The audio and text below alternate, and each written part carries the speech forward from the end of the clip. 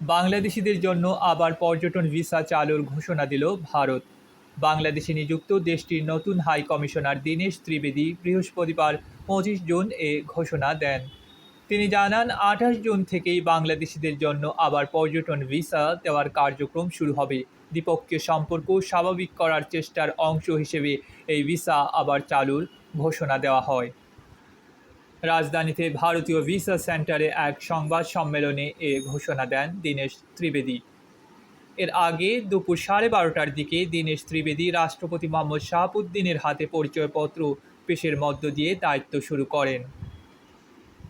দীনেশ ত্রিবেদী জানান, ঢাকা, রাজশাহী, চট্টগ্রাম, সিলেট ও খুলনার visa centre থেকে একযোগে ভিসার কার্যক্রম শুরু হবে। তিনি বলেন, তিনি যখন বাংলাদেশে বেনাপোল হয়ে আসছিলেন তখনই ভিসার প্রশ্নটি উঠেছিল। তিনি দেখেছেন ভিসা খুব জরুরি একটি বিষয়, তাই এ ব্যাপারে সিদ্ধান্ত নেওয়া হয়েছে। গত এপ্রিলে ভারত সরকার দীনেশ ত্রিবেদীকে বাংলাদেশে ভারতীয় হাই কমিশনার হিসেবে নিয়োগ দেয়। দুই দেশের 55 বছরের সম্পর্কের ইতিহাসে ভারত এই প্রথম কোনো রাজনীতিবিদকে দেশটির হাই কমিশনার করে বাংলাদেশে পাঠালো।